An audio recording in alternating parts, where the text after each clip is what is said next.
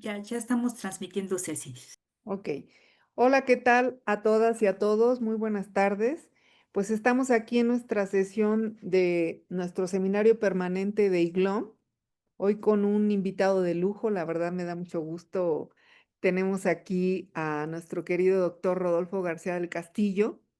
Aunque él lo puso al final de su CV que nos mandó para presentarlo, yo lo voy a decir en primer lugar porque Rodolfo, que es un entusiasta de los gobiernos locales y además un proactivo y muy activo, es fundador de IGLOM y fue presidente también de IGLOM de 2009 a 2013. Entonces, él ha estado pues muchísimos años con nosotros. Bueno, él nos invitó, de hecho, a muchos, a mí, entre ellas, a participar en IGLOM. Actualmente es profesor de la Universidad Autónoma Metropolitana, Unidad Azcapotzalco. Como todos sabemos, él es doctor en estudios organizacionales de la UAM Iztapalapa, pero también hizo estancias de investigación en Canadá, es maestro en administración pública por el CIDE, tiene además una especialización en estudios internacionales por la Escuela Diplomática de España, ha sido profesor en distintos centros educativos como el CIDE, la Universidad de Guanajuato, la Iberoamericana, entre otras. Ha desarrollado, como todos lo sabemos y los que le hemos seguido la pista, yo siempre se la he seguido porque creo que ese enfoque organizacional que tiene Rodolfo, pues hace más complejo, pero al mismo tiempo mucho más interesante lo que estudiamos gobiernos locales o gobiernos de cualquier orden de entidad. Y también él fue asesor de la Comisión de Fortalecimiento al Federalismo, gracias, de la 58 Legislatura Federal. Ha sido responsable y colaborador de trabajos nacionales, internacionales, del Banco Mundial, de la Fundación Ford, del Consupal, del CONACYT, bueno, ahora CECIT, el INDESOL, CEDESOL, y miembro del Sistema Nacional de Investigadores y miembro y autor de numerosos artículos, revistas, pero sobre todo un gran impulsor de los estudios municipales, creo que es de los pioneros, pero además hubo muchos pioneros que luego fueron dejando y Rodolfo ha seguido con esa tendencia. Él hoy nos va a hablar de la complejidad justamente de las agendas de políticas públicas locales para el contexto mundial y nacional, desafíos comunes y particularidades en temáticas claves. Pues te damos la bienvenida, doctor, y muchas gracias por estar aquí. No, al contrario, muchas gracias a ustedes y gracias por la invitación. Siempre es un placer regresar a IGLOM. Efectivamente, fuimos de los fundadores ya hace muchos años. Es una de nuestras casas. Siempre nos hemos sentido orgullosos de participar y estar dentro de la red, que creo que ahora se ha ampliado muchísimo. Y eso me da gusto porque significa que existimos muchos necios, ¿no? Que continuamos con este tema de los gobiernos locales, entendiendo que esta es una de las bases fundamentales para poder construir un país diferente y plantear modelos de desarrollo distintos, ¿no? El día de hoy, pues, vengo con varias provocaciones, ¿no? A ver y a intercambiar con ustedes algunas ideas con respecto a lo que está pasando ahora con el federalismo, con el municipio y los desafíos que se están enfrentando. Cuando Ceci me invitó a esta presentación, le dije que iba a ser un poco diferente a algunas otras que he hecho, en la medida en la que voy a tratar de darle un giro distinto y jugar un poco con esta relación global-local para comprender por qué muchos municipios hoy en día están enfrentando desafíos todavía mucho mayores. Voy a comenzar con lo obvio, quizá, con la parte que tiene que ver con el federalismo, municipio, quizá algunas cosas que para muchos de ustedes, y lo he visto porque sigo varios de sus estudios, se ha convertido ya en un núcleo duro de nuestras discusiones, que tiene que ver con este salto hacia atrás del federalismo, esta cuestión un tanto cuanto complicada en la que ahora se encuentra metido toda la discusión federalista y municipalista. Voy a compartir con ustedes pantalla y voy a utilizar una presentación. Les pediría únicamente que me confirmen si está pasando adecuadamente. Hasta ahorita no. Ahí era, ahí debería estar. Está. Sí, ya, ya. Perfecto, muy bien. Pues aquí está un poco la provocación. El punto de arranque es lo que nosotros pensamos que debería ser el federalismo, qué perseguimos, qué tenemos como idea preconcebida cuando hablamos de un régimen federal. Lo primero que se nos viene a la mente es pensar en un equilibrio funcional entre los órdenes de gobierno y que este equilibrio permita un reparto de poder, una definición eficaz de capacidades y competencias entre los diferentes componentes de este orden federal. Se atribuyen muchas ventajas al federalismo, entre ellos, ¿quién que distingue esta idea de la distribución de competencias eficiente, donde cada orden de gobierno responde a problemas dada la cercanía que tiene con la ciudadanía? Por eso siempre se piensa que los órdenes locales son el punto de contacto más directo con la ciudadanía y lo repetimos muchas veces a lo largo de nuestras análisis y discusiones. Sin embargo, bueno, hemos pasado por un proceso complicado en términos del federalismo mexicano.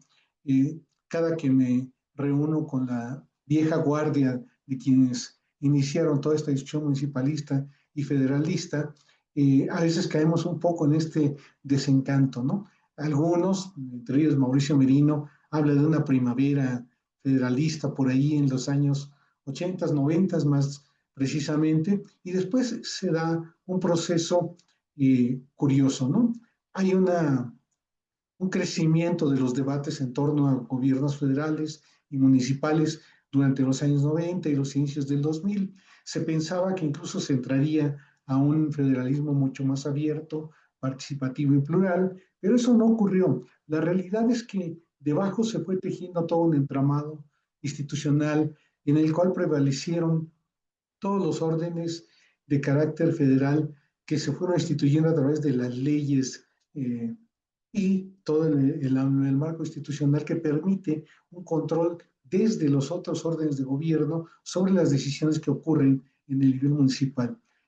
Esto, de hecho, se fue gestando durante el periodo de Fox, después Calderón y con Peña Nieto. Bueno, pues llegamos a esta forma de organización muy curiosa en donde siempre se insistía en la cuestión colaborativa por parte de los gobiernos locales. Se decía muchas ocasiones que tendríamos que pensar en un modelo altamente colaborativo con gobiernos que se entrecruzaran y que permitieran a su vez alcanzar mejores resultados en la medida en la que se alcanzaba un cierto grado de contribución. Pero en contrasentido a eso se establecían normas, leyes y formas de organización que iban justamente en el sentido contrario.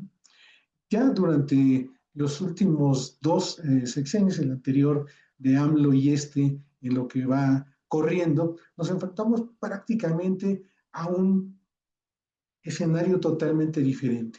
Eh, Pensamos que ese federalismo colaborativo sigue estando por ahí perdido en algunos documentos, pero las decisiones son ahora mucho más autoritarias que nunca. Se habla de un proceso de recentralización. Daniel Carvacure ha trabajado mucho este tema, por ejemplo, por supuesto también Ari Carrera, y hablamos de una concentración no solo en México, sino en el mundo y en América Latina, en donde los gobiernos centrales tienden a controlar cada vez mucho más las decisiones y existe mucho menos puentes de interacción con la ciudadanía y los repartos de los recursos pues son cada vez menores, ¿no? Inclusive a mí me gusta un poco utilizar esta caricatura que se me hace muy ilustrativa de lo que ocurre. Aparece justamente en uno de los artículos que Mauricio Merino escribió en el Universal, en el que contundentemente Mauricio afirma: federalismo ni lo tuvimos ni lo tendremos, y hace una crítica muy fuerte a todo lo que ha sido el federalismo en México, hablando de que al final siempre ha triunfado la raíz autoritaria, la raíz presidencialista, y que detrás de lo que ha significado ajustes y cambios y algunos intentos generalmente fallidos de proporcionar una mayor equidad entre los participantes de este pacto federal, siempre termina, digamos, eh, privando esta idea de la concentración y el presidencialismo. Y justamente si analizamos mucho de la literatura que ahora se ha ido armando en torno a la discusión federalista, observamos todo eso, ¿no? Concentración de los recursos, del poder, de las instituciones, de las leyes y las normas, que son las que ahora permiten al gobierno central controlar mucho más directamente lo que ocurre en términos de decisiones de política pública. Habíamos pensado que si quisiéramos crear un federalismo más equilibrado, requeriríamos un sistema funcional de relaciones intergubernamentales. Esto en el fondo no está ocurriendo, ¿no? Entonces, creo que incluso el encabezado del artículo que señala que mientras haya presidencialismo no habrá federalismo. Para lograrlo, paradójicamente, el gobierno central tendrá que ayudar a construir instituciones estatales sólidas, nos coloca exactamente en el punto en el que ahora estamos dentro de la discusión. ¿Qué deberíamos pensar del federalismo que tenemos? Y quiero llamar la atención sobre algo, ¿no? El federalismo como tal ha caído en un conjunto de trampas de fragilidad institucional y de concentración del poder. Las condiciones de concentración del poder en la instancia federal se han exacerbado por la recentralización, sumado a la concentración que prevalece a través del Sistema Nacional de Coordinación Fiscal. La Cuarta Transformación y los liderazgos personalizados, en su caso de Andrés Manuel López Obrador, lo que hicieron fue concentrar un conjunto de decisiones.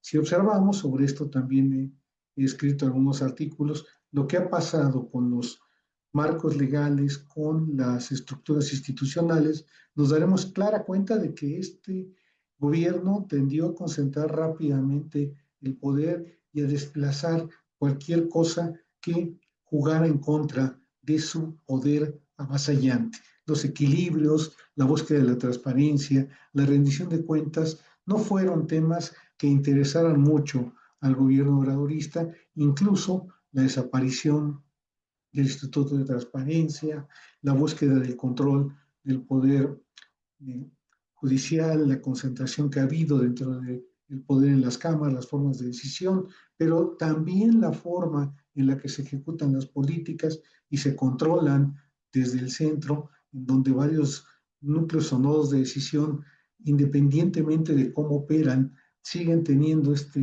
resta raíz concentradora de poder, no son sino la muestra de que estamos ante esa forma, digamos, de organización del poder.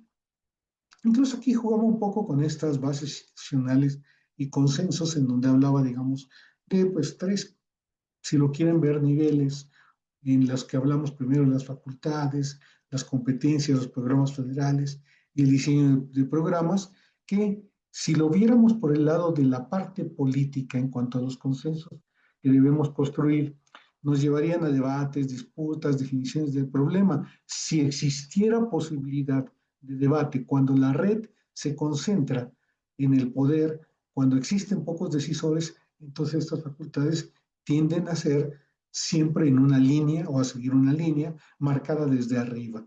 Lo mismo pasa con los mecanismos de colaboración legal, aunque de manera formal se contemplan modelos que incluirían la coordinación de facultades exclusivas, la coordinación como título competencial, la coordinación del régimen de cooperación, la integración en órganos y sistemas nacionales. La realidad es que los acuerdos y negociaciones interburocráticos son los que guían esto. Y si tenemos un sistema basado en una línea autoritaria, pues entonces todos estos mecanismos quedan prácticamente subsumidos a la forma en la que se decide desde el centro. Las leyes de participación ciudadana que deberían permitir ajustes y acuerdos entre actores terminan por convertirse en espacios únicamente legitimadores de la acción política, ¿no? Partiendo de ese, digamos, punto inicial de diagnóstico general, la preocupación que hoy me trae a conversar con ustedes es paralela, aunque no ajena, ¿no? Vamos a observar qué ocurre con los gobiernos locales cuando tienen que enfrentar agendas cada vez más desafiantes y están sujetos a esta forma de ejercicio del poder. ¿Qué tanto pueden hacer? ¿Qué tanto están limitados? ¿Y cuál podría ser el futuro de este tipo de interacciones que busca el gobierno para tener mejores resultados. Bueno, vayamos justamente para allá, ¿no? Lo comparto nuevamente y retomamos justo la presentación en donde estábamos.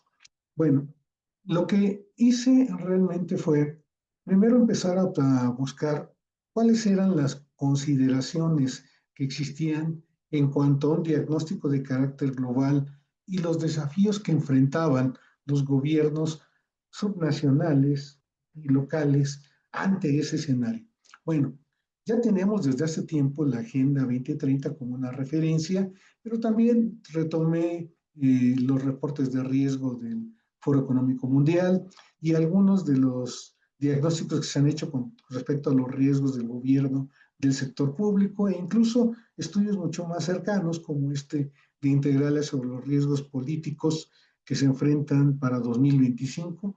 Me parece bastante interesante y que constantemente está, digamos, renovando sus datos. ¿Qué tenemos en el mundo? ¿No? En el mundo tenemos una preocupación cada vez mayor por condiciones de inestabilidad. Pareciera ser que justamente la palabra incertidumbre es la que priva dentro del mundo, ¿no? Y dentro de esa incertidumbre aparecen grandes megatendencias que van marcando la forma en la que actúan tanto las empresas, el sector privado, como los gobiernos. Por un lado, vivimos un mundo de acelerada transformación tecnológica.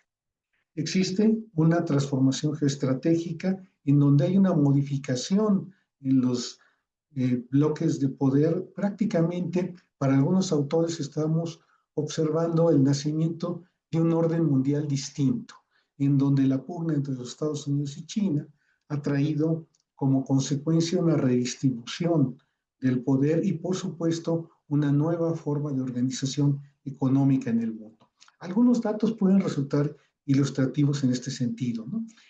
Si observamos las respuestas de Donald Trump, estas respuestas de excesivo proteccionismo, de búsqueda del control, pareciera como esta lucha por detentar nuevamente el liderazgo en el mundo, observando claramente como su gran rival a China. En el fondo lo que estamos viendo es una presión de la economía que tiende a llevarnos hacia escenarios diferentes, mientras el poder político nos lleva a pugnas que derivan en lo que estamos observando en el mundo, en grandes disputas que tienen incluso una expresión de carácter militar. La guerra de Ucrania, lo que ocurre en Medio Oriente, lo que en estos momentos está pasando entre Irán e Israel, ¿no? Todo este escenario en el fondo está creando un conjunto de incertidumbres, pero está recomponiendo las formas de organización económica que tenemos. Un dato que resulta interesante es que en algunos estudios que ha hecho Bloomberg, eh, nos presenta el mapa completo del mundo y pone cuál es el socio comercial principal que tiene cada uno de los países en términos de relaciones comerciales. Si nos retrocediéramos solamente unos 10 años atrás, este mapa favorecería a los Estados Unidos, pero durante los últimos años, si observamos el mapa, este se pinta de rojo. China ha alcanzado avances en sitios que antes no lo tenía y ha consolidado los puestos que tenía ya de alguna forma controlados. Por supuesto, su presencia en Sudamérica, su control de África, su proyecto de la ruta de la seda, el control de los puertos que tiene en la parte de Asia y hasta la llegada a Europa, ha puesto, digamos, en alarma a los Estados Unidos, quien ve que incluso en números empieza a observar en la economía china un gran rival. ¿Qué pasa con México en este escenario y más específicamente, qué pasa con los gobiernos locales en este escenario? México tiene una vinculación, perdón, muy directa con los Estados Unidos, ¿no? El 80% de sus relaciones comerciales son con ellos. La construcción de las cadenas de suministro y las cadenas de producción están estrechamente vinculadas a las de los Estados Unidos y prácticamente no tenemos otro remedio que buscar soluciones para continuar esa relación con los Estados Unidos.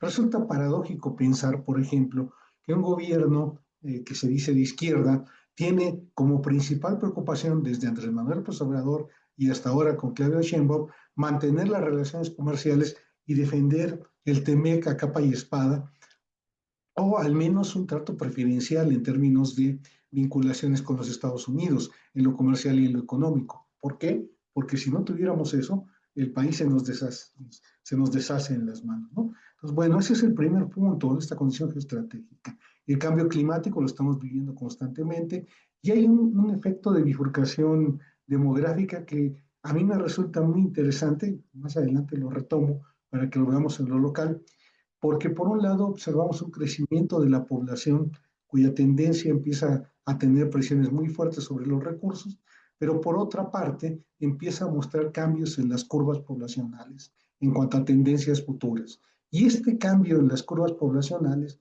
nos va a colocar en unos pocos años en crisis de falta de población en algunos países, particularmente en Europa, ya se vive en Japón. La misma China tiene en su horizonte prevista una disminución poblacional. Este año fue desplazada por la India como el país más poblado del mundo. Bueno, entonces tenemos un cambio en esa parte y México también es parte de ese juego, en donde eso que nosotros llamamos nuestro bono poblacional está desapareciendo poco a poco y paulatinamente nos convertiremos primero en un país maduro y después en un país viejo, ¿no? Y esto también hay que tenerlo en consideración para observar qué va a pasar en el futuro inmediato, ¿no? Estas tendencias, digamos, nos llevan a los 10 riesgos más grandes que aquí aparecen. No me voy a detener en ellos, pero si los ven claro y despacio, pues van a observar que hay una parte, un sustrato de carácter económico, otro que tiene que ver con la visión futura del mundo y la falta de resiliencia que tenemos con respecto a muchas de estas cosas. Después, retomé, aquí están los 10 puntos, digamos, críticos para la política que distingue Integralia y quiero que vean que hay, digamos, aquí coincidencias, pero además aparecen un conjunto de elementos que ejercen una particular presión sobre el marco institucional, lo cual afecta directamente, si lo vemos desde el punto de vista de los negocios, todo el ecosistema de negocios, pero si lo observamos desde el punto de vista de la política, afecta todo lo que tiene que ver con los marcos futuros de legitimidad. Esto va a ser interesante porque nos va a llevar a rupturas y confrontaciones que apenas empezamos a vislumbrar hoy en día, ¿no? Entre las cosas que nos señala este diagnóstico, pues marca la incertidumbre económica, la profundización de un entorno de concentración del poder, se pone en duda, por supuesto, la estructura del TEMEC y qué va a ocurrir en el futuro inmediato. De hecho, por ahí, en algún otro tipo de artículos que también me gusta trabajar esas partes, eh, trabajé un poquito con teoría de juego sobre esto, pero bueno, un poco la idea es qué está ocurriendo o qué va a ocurrir en el futuro con los tomadores de decisión, de cuáles son los escenarios que tendremos en esa parte. Por supuesto, hay un proceso gradual de indefensión jurídica que tiene efectos tanto en los gobiernos como en las empresas. Se mantiene un clima de incertidumbre con respecto a qué va a pasar con la agenda, cómo se va a reconstruir, qué pasa con las reformas electorales, los proyectos de inversión, que ahí también es interesante porque si lo vemos a nivel local, es justo donde aterrizan estas inversiones. Y existe en este vaivén presiones durísimas sobre los gobiernos locales. Adelanto un ejemplo, ¿no? ¿Qué pasa, por ejemplo, si se desplazan, como ya ha manifestado, de hecho lo dijo el CEO de Nissan, van a cerrar plantas y están todavía en los criterios de elección de las plantas de Nissan? Pensemos en las dos plantas que existen en Aguascalientes y veamos cuál sería el efecto económico sobre Aguascalientes si una de las plantas de Nissan cerrara. ¿O qué ocurriría, como ya está dándose, cuando varios de las cadenas de suministro están viéndose debilitadas en todo Guanajuato, en varios municipios se están perdiendo empleos, se están cambiando las condiciones económicas y por supuesto esto está abonando en contra de la estabilidad social y la ruptura del tejido social? Eso es algo que está pasando y que tiene mucho que ver con estos efectos, ¿no? Los efectos de la inversión, la parte de los enfrentamientos violentos, lo que está pasando con la reforma fiscal que ha sido eternamente postergada y qué va a pasar con la capacidad operativa del gobierno. Entonces, retomando estas cosas, decidí meterme, digamos, metí esto, digamos, en un cruce de las principales variables que se estaban moviendo y me concentré en estas tres, el cambio climático, los riesgos económicos y las limitaciones gubernamentales para finalmente trabajar sobre estos aspectos, ¿no? ¿Qué pasa en el espacio de lo local con el cambio climático, con los desafíos asociados al acelerado cambio tecnológico, la presión de la migración? Hay que decirlo que lo hice antes de los acontecimientos que están ocurriendo en Estados Unidos, que se detonaron en Los Ángeles, pero que se veía, digamos, como un escenario posible. Desafortunadamente, creo que va tendiendo a ser un escenario cada vez peor. Hace unos días atrás lo conversaba con Tonatiuh Guillén, experto en este tema, y digamos que el panorama no sonaba muy halagüeño, ¿no? La complejidad de la ciudad global en una recomposición de las demandas que tiene esa ciudad global. Ojo, porque aunque la globalización se está recomponiendo o cambiando, y se habla ahora de proteccionismo y de generación de un orden mundial en bloques y en asociaciones mucho más cortas, y no solamente en el multilateralismo, lo cierto es que esta complejidad sigue afectando la forma en que las ciudades operan. Más adelante me detengo en eso. Y en la inseguridad y la delincuencia, ¿no? Eh, Debo señalar que aquí, digo, el tiempo y el espacio no es tan largo. Voy a irme sobre puntos que creo que pueden resultar ilustrativos y que espero que a ustedes el día de hoy les resulten interesantes. Primero, el cambio climático y cuál es la capacidad de respuesta de los municipios. Solo 25 de los 32 estados que integran la federación cuentan con reglamentos con respecto a cuestiones climáticas. Si bien es cierto, se ha avanzado en la parte de las leyes, el problema con las leyes no es contar con ellas, sino hacerlas operacionalizables. Y esto requiere un manejo de reglamentos. Y es justamente en este punto donde hay un mayor atraso a nivel estatal. Solo 25 de los 32 estados han logrado avanzar medianamente en esta parte. En 2023, únicamente 649 municipios o demarcaciones territoriales contaron con un atlas de riesgo.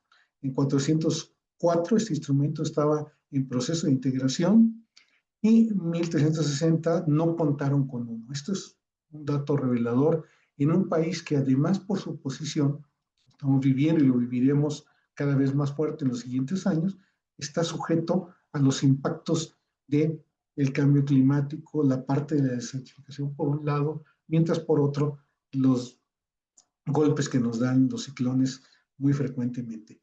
Solo 196 municipios tuvieron un plan de emergencia, contingencia u homólogo, ¿no?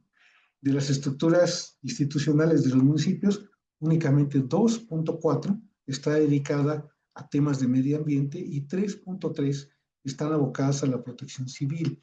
Dicho sea de paso, también hay que considerar que justamente la posición federal ha sido restar importancia, por un lado, a la temática, por increíble que parezca, pero por otra, restar capacidad a los gobiernos locales justo en esta parte, ¿no? Bueno, el diagnóstico que nos ofrece incluso la misma posición oficial es preocupante, ¿no? Nos colocan 6 puntos, digamos, críticos que podrían afectar directamente a las localidades, en este caso a los municipios, y a los espacios regionales y locales en general. Y aquí los tenemos, ¿no? Y de 2.469 municipios que estaban dentro eh, de este primer diagnóstico, 1.448 cuentan con al menos con una de las 6 vulnerabilidades, con valores altos o muy altos, y una perspectiva de aumento futuro. Esto es preocupante si vemos lo que tenemos como mecanismos de respuesta. 273 presentan 3 vulnerabilidades y 83 4 o más. Entonces, bueno, esto nos habla de puntos críticos dentro de la geografía nacional que constantemente van a estar siendo golpeados por estos efectos del cambio climático, lo cual requerirá la estructuración de planes y programas de carácter diferente, en donde el principio de la colaboración sea más que un simple discurso. Bueno, después vendría, ojo que estoy haciendo, digamos, un primer seguimiento general, los desafíos que tienen que ver con el cambio tecnológico y cómo esto golpea a los gobiernos locales. Primero, bueno, 2 o 3 datos que pueden resultar interesantes. En México, la forma de interacción con el gobierno tiende a digitalizarse rápidamente. Esto es algo que está ocurriendo cada vez con más velocidad. El problema es qué tanto tenemos capacidad de respuesta y cuántos municipios la tendrían, ¿no? Bueno, el número de usuarios de Internet pasó de 71.5 millones en 2020 a 81.2 en 2023. Y para 2024, el 33% de ellos reportó usar red para interactuar con el gobierno. Primer punto. La conectividad digital urbana tiene serios atrasos. Si tomamos el índice de desarrollo digital, lo que vamos a tener es que aparecen datos como en la incorporación de estrategias digitales, la accesibilidad de portales estatales o la policía cibernética, podemos observar un cierto aumento, digamos, en cuanto al uso de estos mecanismos. Debo decir que esto, digamos, es una buena noticia. Estamos, dentro de todas las limitaciones, desde los espacios locales buscando la incorporación de estos mecanismos. Pero en contraparte, aparece cada vez menos preocupación por gobiernos abiertos y gestión digital, lo cual preocupa porque entonces estamos utilizando la parte herramental de estas tecnologías, pero no estamos dándoles el potencial que permitiría convertirlas no solo en herramientas de funcionamiento, sino en herramientas de gobierno que permita una correlación más estrecha entre gobernantes y gobernados, que cree una gobernanza digital distinta. Esta parte, digamos, es la menos favorecida dentro de este cambio. Por aquí aparezco, les coloco un cuadrito, ¿no? De cuáles son las estrategias que tienen más éxito, digamos, o son más utilizadas. Y bueno, esto lo retomo del Centro Digital, son datos de 2024 y es el índice de desarrollo digital. Yo diría que hay, digamos, digamos, es un primer pantallazo general, pero si nos vamos a detalle, vamos a observar lo que todo el mundo sabe, ¿no? Existe una marcada heterogeneidad municipal, hay una diferencia muy clara entre las capacidades que tienen los municipios para responder a esta parte que tiene que ver con los desafíos futuros. Yo diría, un poquito haciendo una síntesis, que seguimos enfrentando los obstáculos digitales clásicos de una sociedad que tiene esta composición dual o heterogénea, en donde existen espacios de atraso claramente marcados y otros que tienen condiciones diferentes de funcionamiento. Persisten las brechas de infraestructura digital, la capacidad técnica a nivel local es limitada, el equipamiento también lo es, hay recursos financieros escasos, problemas de distribución y asignación de estos recursos en cuanto a los programas, la discusión de si son o no adecuadamente asignados, hay poca claridad en la normatividad y en las estrategias y programas y planes. Efectivamente, se han abierto desde el gobierno federal estrategias digitales.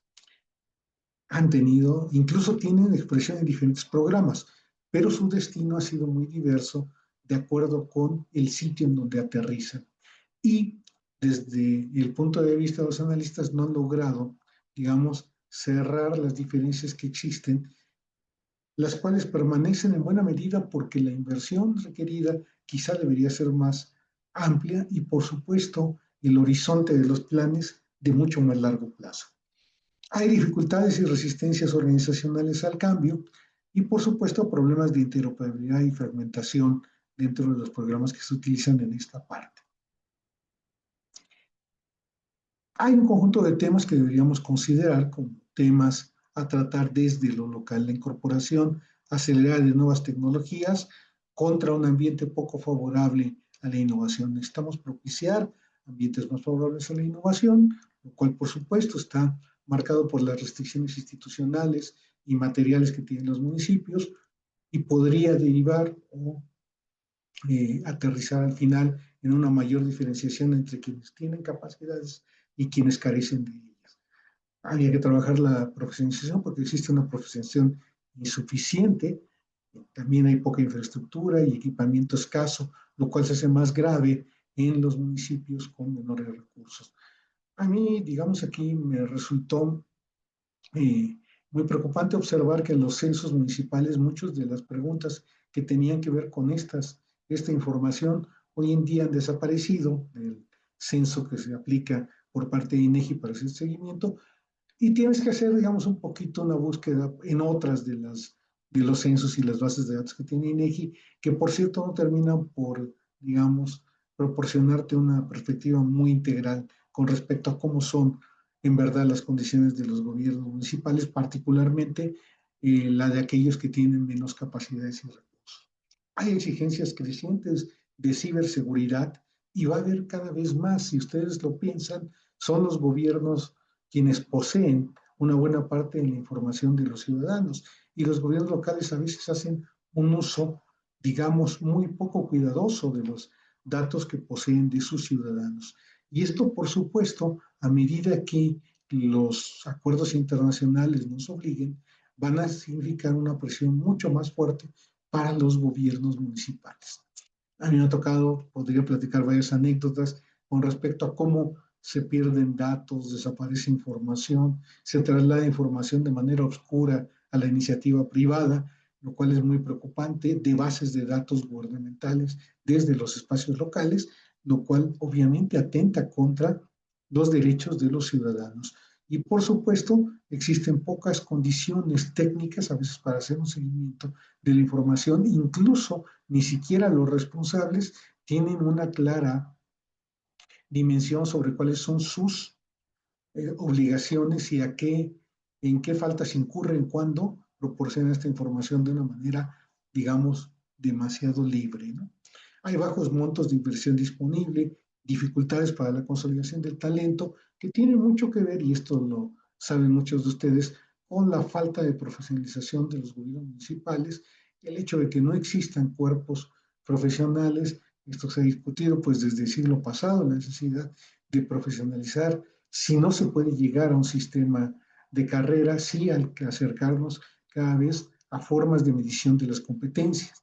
Pero esto no existe, y en áreas tan críticas como esta, que además se mueve en una velocidad inusitada, esto se vuelve un factor muy preocupante. Hay una falta de programas continuados y certeros.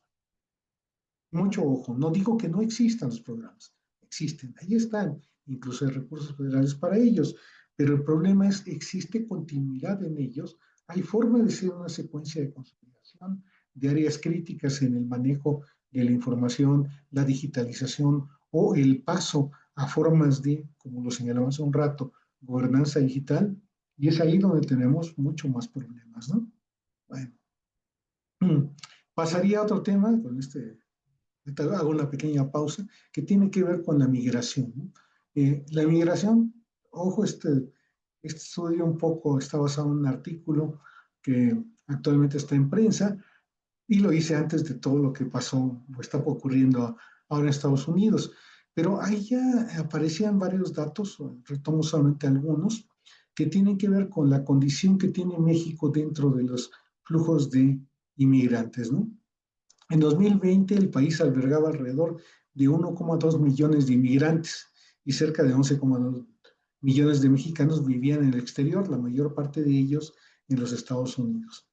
Anteriormente, nuestro país era un lugar de paso, pero cada vez más, ante las políticas de Estados Unidos de cerrar la frontera, que ahora con Trump se han exacerbado, México se convierte en un lugar de destino obligado, de destino, incluso a veces se convierte, ¿no? Como diría, una segunda opción para quedarte en el país. Y esto ha aumentado claramente el total de inmigrantes irregulares dentro del país. Aquí en el estudio que estaba hecho para 2022, crecía notablemente el número de venezolanos. Eh, y no solamente ellos, solo aquí solamente se tomaba el dato de un trimestre y vean lo que se alcanzaba, 89.752. Y ahora tenemos, digamos, muchas más poblaciones de otras partes, y cada vez es más un común denominador encontrar en nuestros municipios eh, migrantes de muchas partes de Centroamérica, Sudamérica e incluso en muchas otras partes del mundo, ¿no? Justamente hace unos días, en plan de, ¿cómo les podría decir? Anecdótico, comentaba sobre algunas ciudades en donde ya varios de los servicios están copados por cubanos, por ejemplo, ¿no? Es curioso cómo poco a poco han ido ganando ese espacio, pero bueno, esa es una de las muchas cosas que pasa, digamos, es una expresión fenomenológica de un problema que es mucho más grande, ¿no? Hay diferentes aristas con la migración, digamos, que yo aquí retomo solamente dos para que las tengamos claras. Una, México está afianzado como el segundo país con más remesas en el mundo, solo detrás de China, y esto ahora también está en riesgo, ¿no? Y hay otra tendencia que tiene que ver con la permanencia de poblaciones migrantes en el país que generan cada vez mayor presión sobre los servicios y la atención desde el espacio local. Hoy los gobiernos municipales tienen que dar respuesta a necesidades urgentes y demandas cotidianas de parte de los migrantes que permanecen en sus territorios. En cuanto a la parte de las remesas, ya se empieza a notar las políticas de Trump y sus efectos, ¿no? Lo que está ocurriendo ahora con el total de remesas que está llegando a México. Hay que tener en consideración que el efecto sobre la demanda es un efecto, ese ha sido un efecto importante, al igual que se consiguió a través de los programas sociales. Ambos se encuentran, digamos, amenazados ante las condiciones de lo que estamos el día de hoy viviendo, ante el cierre de las fronteras, ¿no? Hay otra parte que tiene que ver con la complejidad que están adquiriendo las ciudades hoy en día y en general las poblaciones, no solo las grandes ciudades que tienen efectos de metropolización, sino también los pequeños municipios, pequeños y medianos municipios. Hay que repensar lo metropolitano y lo global. Para esto es indispensable partir de un diagnóstico sobre los flujos migratorios internos y externos. Sobre esto hay estudios muy interesantes, varios de ellos desarrollados desde el Colegio Mexiquense, por ejemplo, en donde se puede observar cuáles son los efectos que tendremos en los años siguientes. Por ejemplo, resulta muy llamativo el hecho de observar que muchas ciudades se van a saturar por las migraciones solamente de carácter interno, y esto, por supuesto, va a significar presiones cada vez mayores en cuanto a servicios públicos. Incluso podemos hacer un mapa y ya empezar a detectar los puntos rojos que encontramos en el territorio con respecto a este aumento excesivo de la demanda de servicios.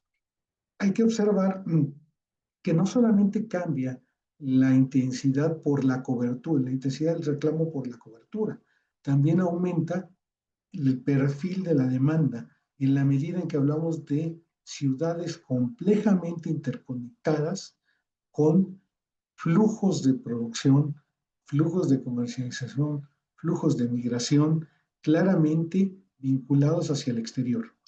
Esto, por supuesto, que afecta lo que te solicitan. Solo tomo un ejemplo, ¿no? Si pensamos en la inversión que puede llegar a un municipio, lo que te van a pedir en términos de infraestructura no se asemeja en nada a lo que te pedían hace 10 años.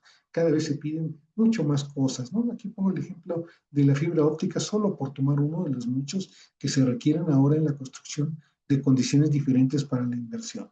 Por supuesto, está también la presión sobre la sostenibilidad de las ciudades, la idea de pensar en ciudades regenerativas bajo principios circulares, que es otro de los elementos que se ha discutido desde, pues, francamente, desde que empezamos a discutir Smart Cities hace ya un buen número de años, y lo que está ocurriendo ahora con conceptos mucho más verdes, por ponerles un adjetivo, ¿no? La planeación debe rescatar una dimensión metropolitana, no solo regional, como ocurre en el Plan México, esta es una crítica que hace Franco con respecto a eso, sino que debe tener una óptica mucho más precisa en lo metropolitano para que las políticas que se construyan en verdad respondan a condiciones de lo que está ocurriendo en el territorio en espacios mucho más acotados, ¿no? Y cómo estos se interaccionan en flujos de conexión con otros, ¿no?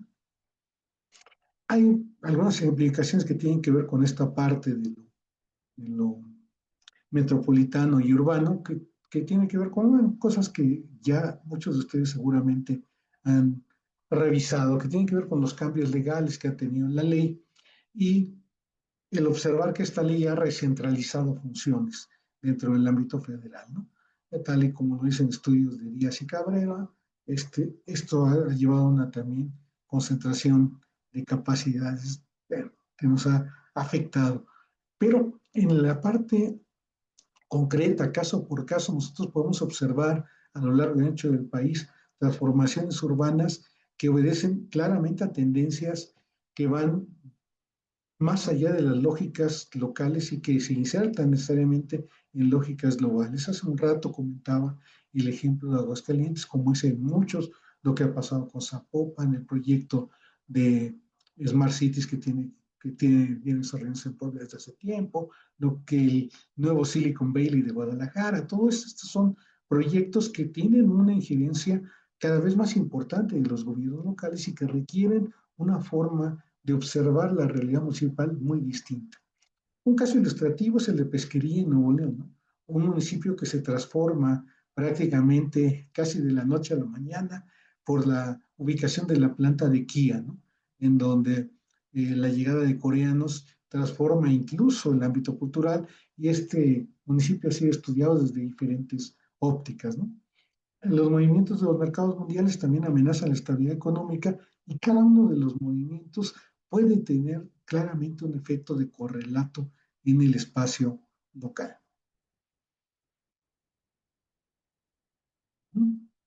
Otra, bueno, este, no sé cómo voy de tiempo por ahí, porque luego ya cuando tomo la palabra empiezo a hablar.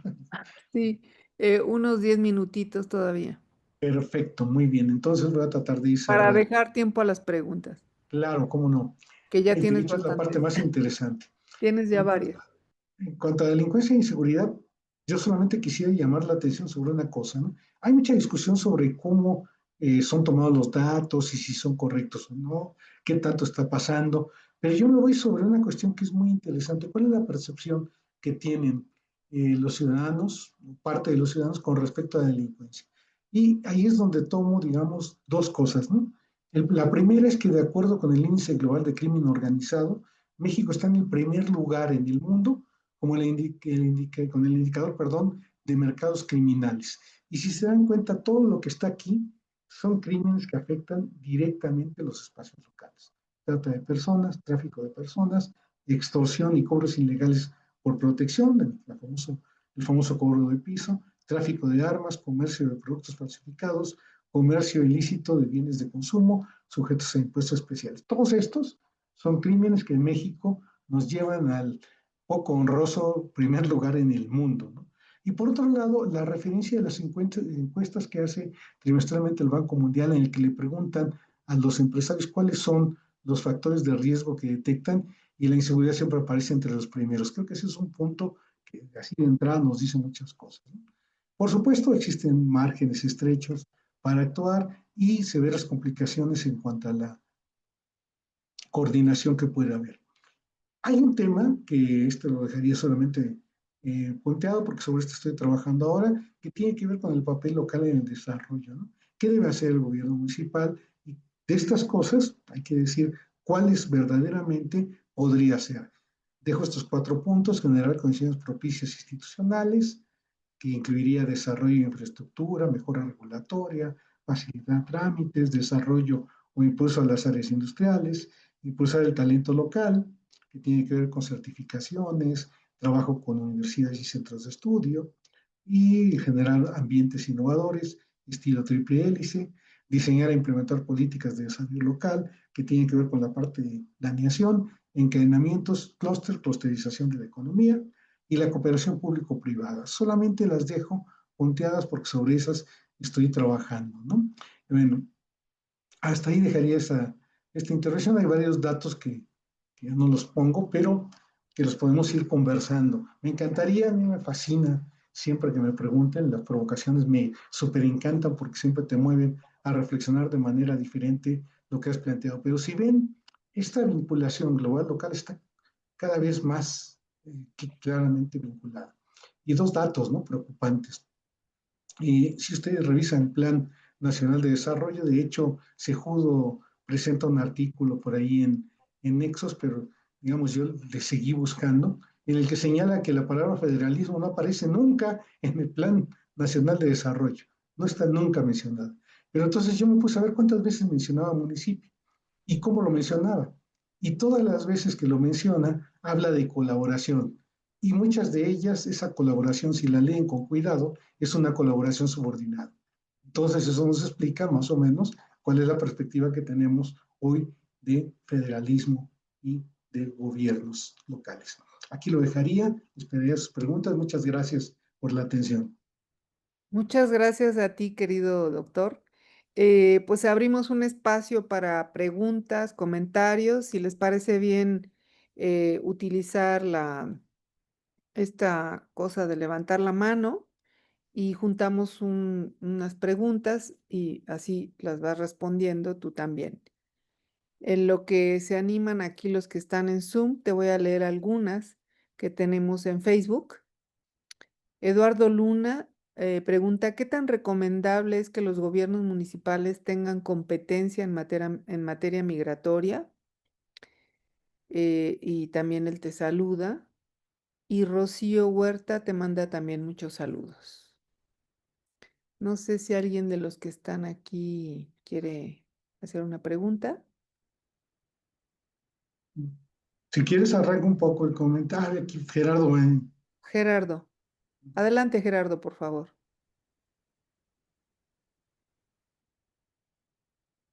el micrófono está Apagado tu apagado. micrófono.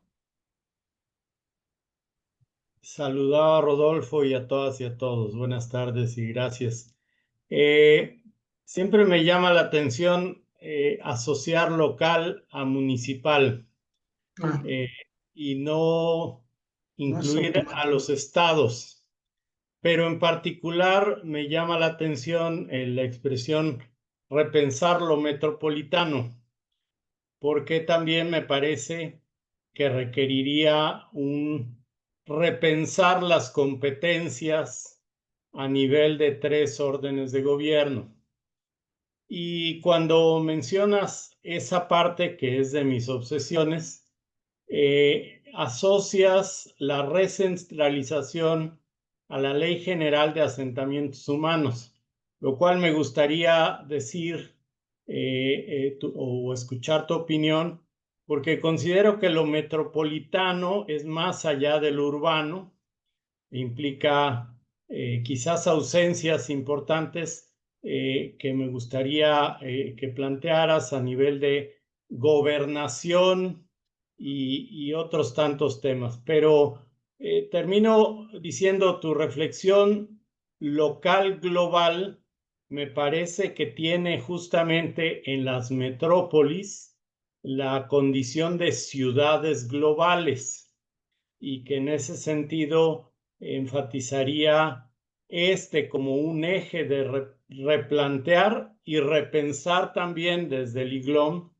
este esquema de local igual a municipal o este federalismo igual a 3 órdenes de gobierno o quizás la necesidad de abrir otro escenario de mayor coordinación metropolitana. Muchas gracias. Sí, gracias, Gerardo. Yo te voy a aprovechar para hacer una pregunta. ¿De acuerdo? Respecto a la digitalización y al cambio tecnológico, porque creo que nos centramos aquí sí en lo estatal y me parece que los municipios después de la pandemia, que juraron y perjuraron que iban a digitalizar todos sus trámites, como que ahora han regresado a lo tradicional. Y además del reto de la ciberseguridad, me parece también que hay un reto para, no sé, la brecha digital. Es una realidad que municipios no tienen las condiciones, ya no digas de digitalizar sus trámites, sino simplemente de tener red. Y eso no solamente pasa en México, ¿eh? Ahora con Ramón Gil Villegas hablaba y me decía, es que en Estados Unidos es igual.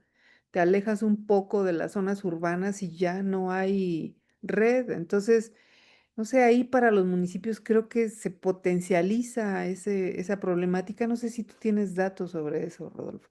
Y gracias otra vez por tu plática. Si Ok, no hay alguien más, retomo, si quieres, ajá, retomarlas. retomo las tres de manera muy rápida. Bueno, a ver, un poco, bueno, saludo a Eduardo Luna. Efectivamente, a ver, la cuestión migratoria yo creo que tiene que ver con mucho más cosas. Y ahorita que escuchaba a Gerardo, creo que pasa por lo mismo. Necesitamos una auténtica coordinación de 3 órdenes de gobierno.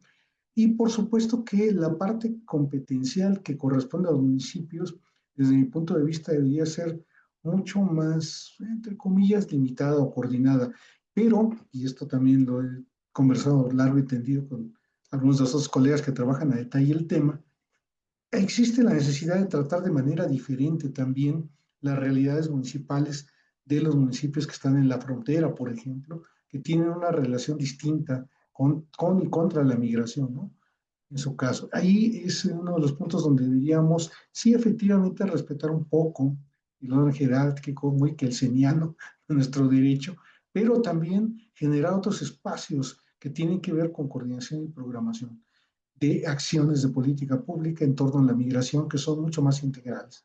De hecho, ahora tengo el gusto de participar en algunos grupos de migrantes, específicamente, bueno, en Chicago y en otras partes que me han invitado a estar con ellos viendo esta parte de trabajo con los grupos migrantes y es verdaderamente fascinante la cantidad de temas en los que te puedes meter exactamente en estas partes de coordinación.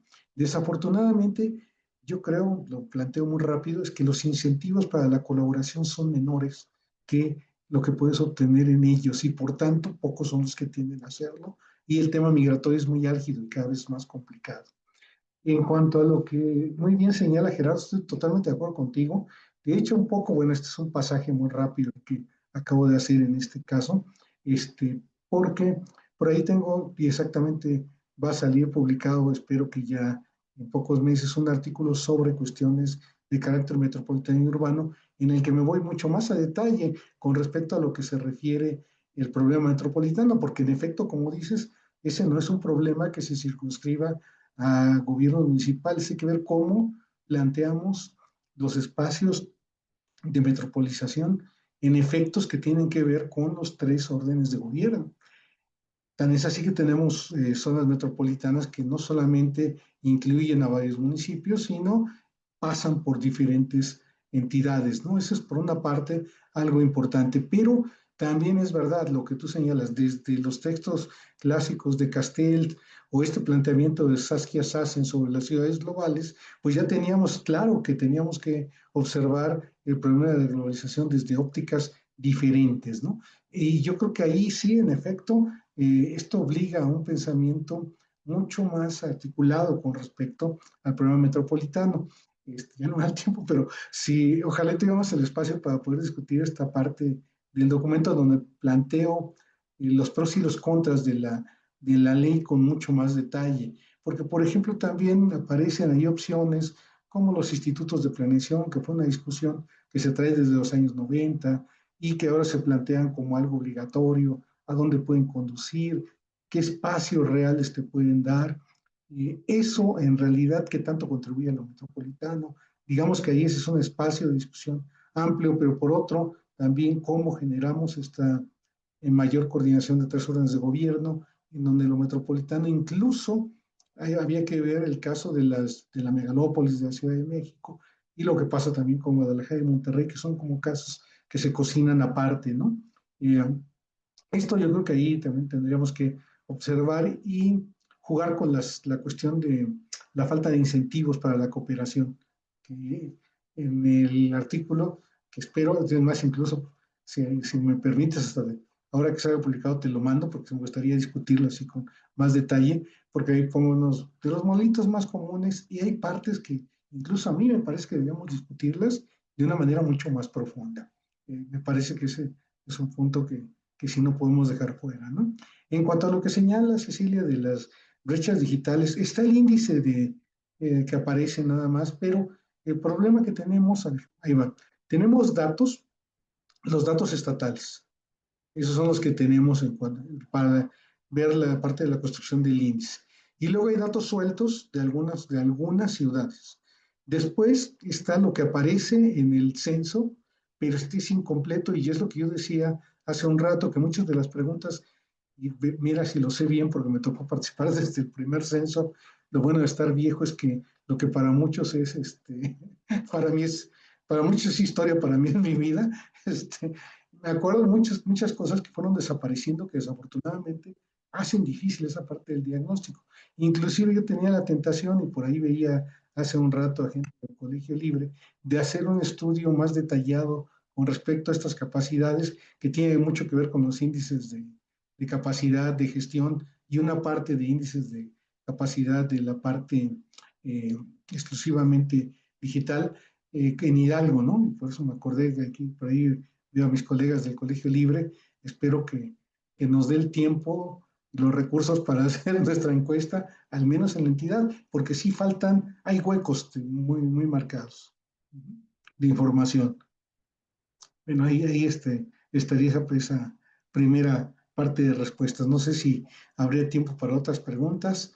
Sí, si Oiga, alguien tiene una o dos preguntas más, todavía podría. perfecto. No sé si Si alguien quiere. alguien quiere, ¿no? Lo que sí te agradecería mucho, Rodolfo, es que cuando salga publicado tu artículo nos lo mandes a IGLOM y nosotros Ujú. difundimos para que todos los colegas lo tengan, ¿no, Fabi? Ujú. De hecho, vi que ya había un espacio para eso y pensé en mandarles varios. Sí, Sí, Pero, sí, sí, por favor. absolutamente. Yo creo que voy a hacer un pequeño formulario para que aparezca, aunque sea la base de datos de artículos, pero ya estamos subiendo las publicaciones recientes, ¿no? Creo que es buen momento para promocionarlo. Muy buen momento, sí. muy bien, perfecto. Entonces, en cuanto vayan saliendo, pues se los voy haciendo llegar y algunos de los que han salido ya recientemente, pues también se los pasaría. Con todo gusto, porque a mí, como lo decía, al final esta parte de la investigación nunca es un producto final terminado. Siempre hay aristas nuevas por explorar y cosas que incorporar desde la perspectiva de muchos de los colegas. A mí me encanta cuando veo todo lo que se está produciendo porque siempre surgen cosas nuevas. Y me da mucho gusto, por cierto, ver por ahí a varios conocidos. Un saludo a los que veo y seguramente a los que no veo. Tenía un rato que no veía a Catalina, por ejemplo. Un saludo a Leonel, a Salud, muy bien. Gracias por estar por acá compartiendo ideas. Gracias a ti, Rodolfo. Arsaluz, Socorro Arsaluz hablaba de Pescorea cuando hablabas del caso de Kia en Aguascalientes y ella, bueno, hacía referencia también a este caso. Exactamente, es un caso muy interesante porque ha modificado no solamente, digamos, la parte económica, sino incluso la estructura cultural. Es muy llamativo. Muy bien, pues muchísimas gracias, Rodolfo. Si no hay más preguntas, entonces pues te agradecemos mucho. La verdad está súper interesante que tú hayas podido condensar en esta hora pues los tantas complejidades. Pues creo que es algo muy bueno para nosotros que nos deja mucho para reflexionar y pensar. Pues ya estamos ansiosos de leer tu artículo. Pues espero que resulte interesante. Siempre es complicado a veces agrupar tanto en tan poco tiempo y siempre por ahí se pasan algunas cosas, ¿no? Pues les agradezco nuevamente la invitación y como siempre, pues dispuesto a seguir colaborando con IGLOM. Gracias ahí al Leonel Flores dice muchas gracias por compartir. Gracias, Rodolfo, y gracias a todas y a todos por habernos acompañado. Nos vemos en nuestra próxima sesión, que sí será en jueves, y ya les estaremos haciendo llegar la invitación para el mes de julio. Muchas gracias y muchas gracias, Rodolfo, de verdad. Hasta luego, muy buenas tardes y los que quedan por ahí pendientes, pues me pueden mandar a mi correo la nota y yo por ahí les pasaré lo que tengo. Gracias, buenas tardes. Gracias. Buenas tardes. Buenas tardes, gracias a Fabi. todos.